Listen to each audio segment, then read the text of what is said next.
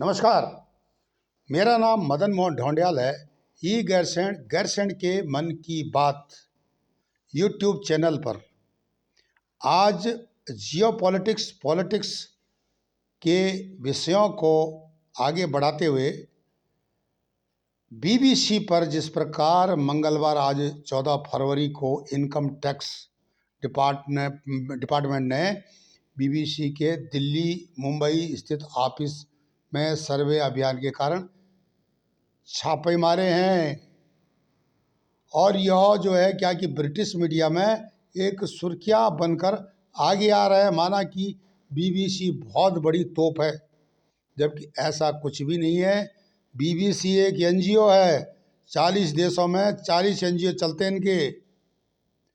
सिर्फ लंदन में जो बीबीसी लंदन है उसकी बात अलग है। वो सरकारी पैसे से चलता है और सरकार उसको चलाती है। इसका इतिहास मैं बताऊंगा अभी आगे चल करके, पर लेकिन आप ये समझ लो कि यह जो इन हवा बना के रखी है ना कि बीबीसी बहुत बड़ी तोप है, सच बोलती है, ऐसा कुछ भी नहीं है।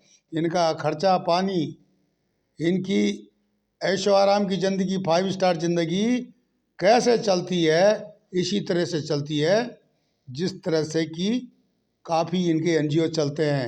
अब एनजीओ क्या क्या काम करते हैं, नंबर 2 का पूरा काम होता है इनमें। तो बीबीसी की कहानी आगे चलेंगे, क्योंकि बीबीसी धमकाता भी है और डराता भी है। डर के कारण इसके दरवाजे तक पैसे खुद चल कर जाते हैं।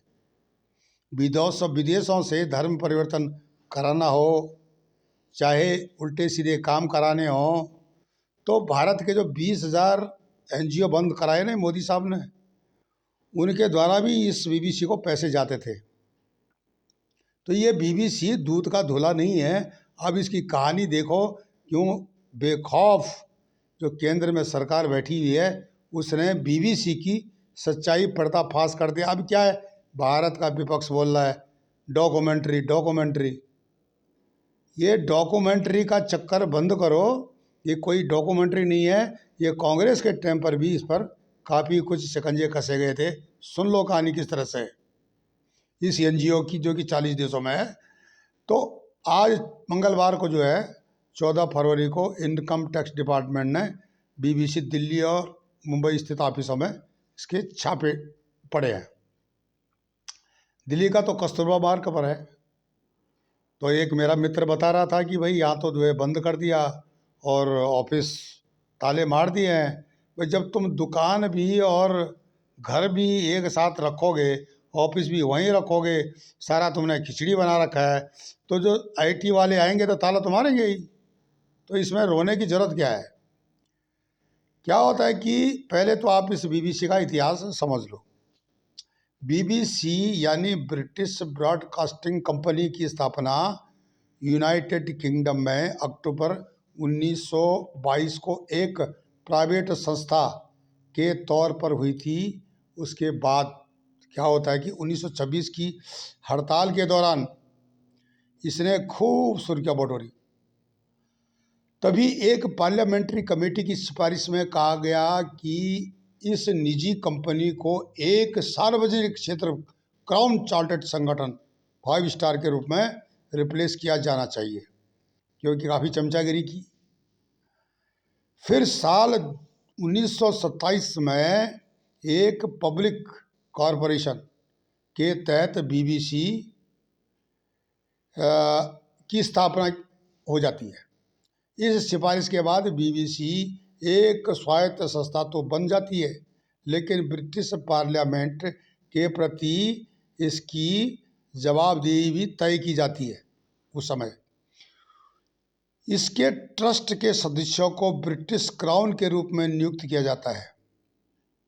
अब क्या होता है आगे कि देखने वाली बात है कि दूसरे विश्व युद्ध से पहले साल 1932 में बीबीसी वर्ल्ड सर्विस की शुरुआत हुई थी, जो आज दुनिया भर के, जैसे मैंने बताया, 40 से अधिक भाषाओं में प्रसारित की जाती है और 40 से अधिक देश हैं जिसके एनजीओ हैं, सारे एनजीओ हैं।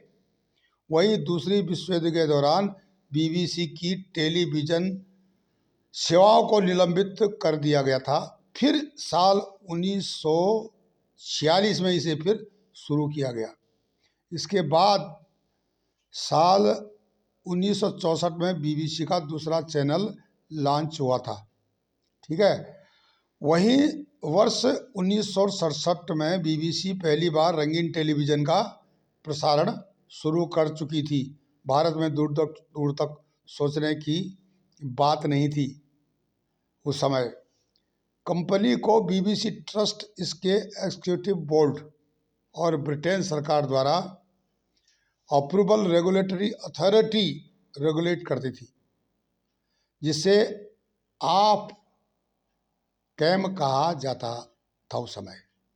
हालांकि 2016 में एक स्वतंत्र समीक्षा के बाद ट्रस्ट में कंपनियां पाई गई और क्या होता है कि इसे डिसॉल्व कर दिया जाता है।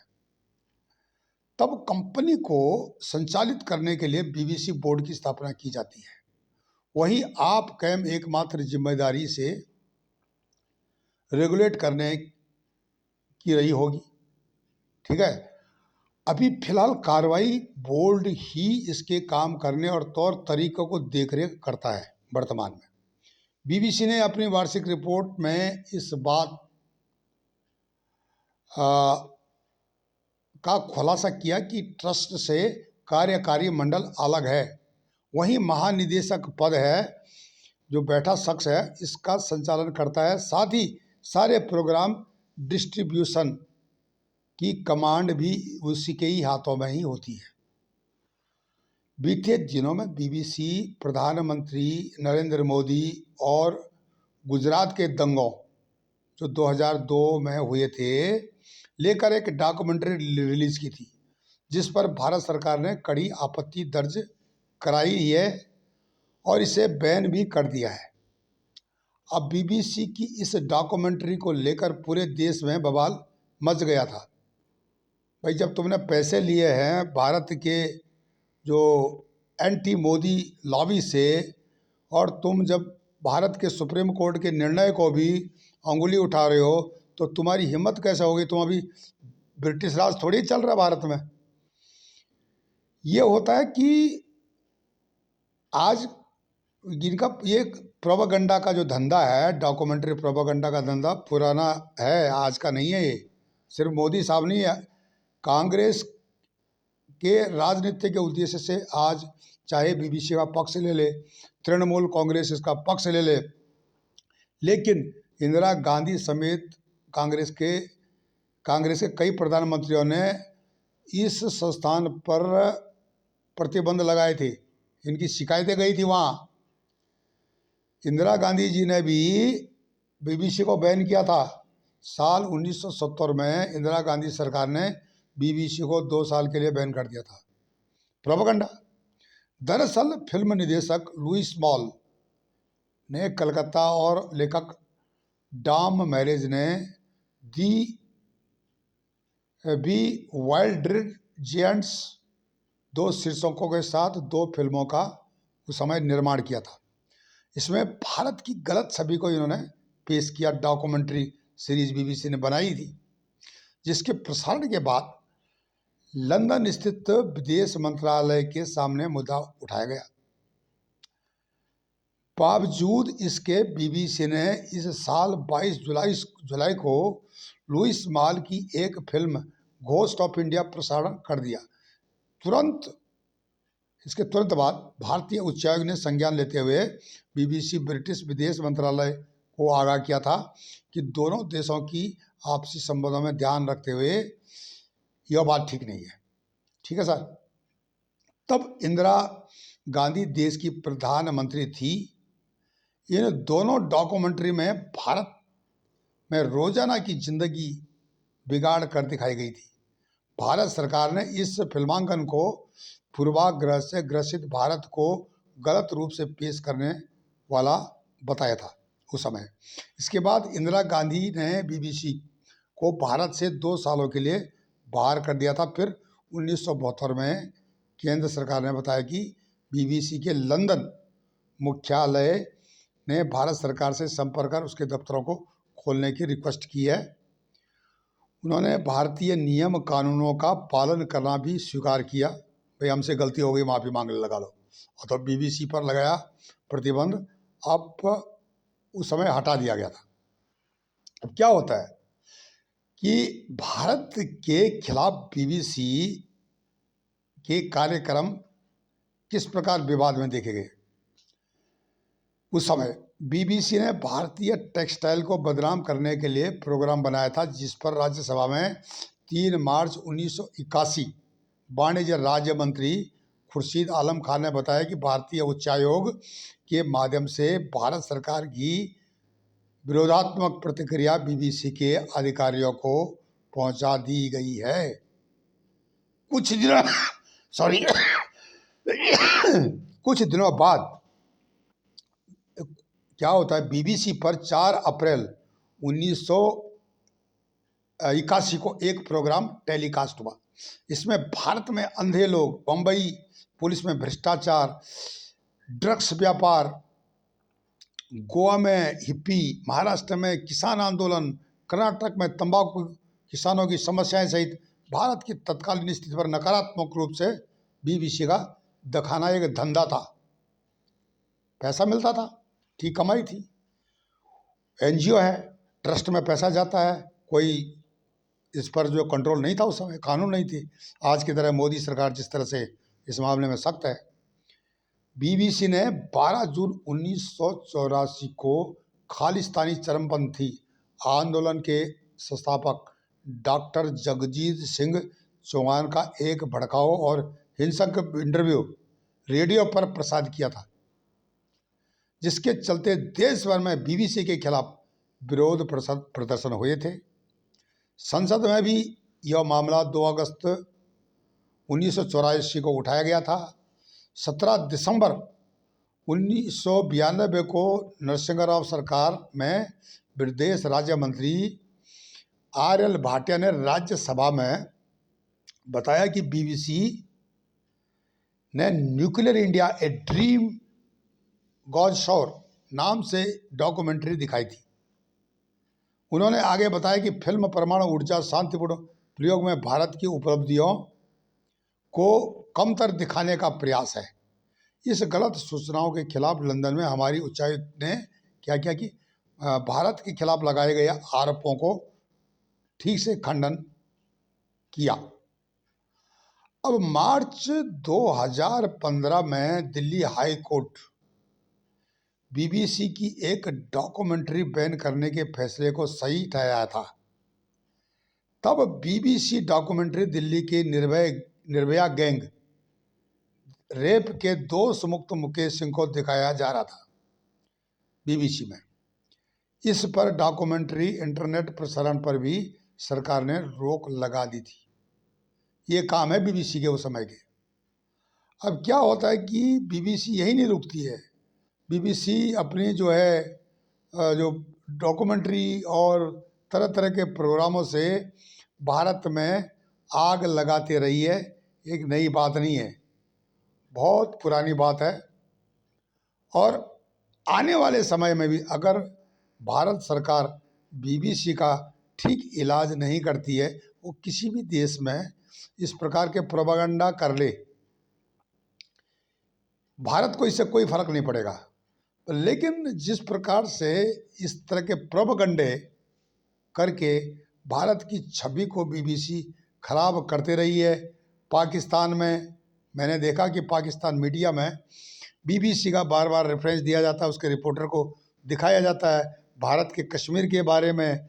और बीबीसी भारत को बदनाम करने के लिए कोई भी कसर नहीं छोड़ रही थी उस समय। आज भी वही हाल है। अब उन्होंने देख लिया कि भारत आगे बढ़ रहा है तो इसके पैर खींचो। 2024 में इलेक्शन आ रहे हैं तो ऐसी कमज़ोर सरकार लाओ केंद्र में कि भारत की टांगें खींची जा सके और इसका एनजीओ चले।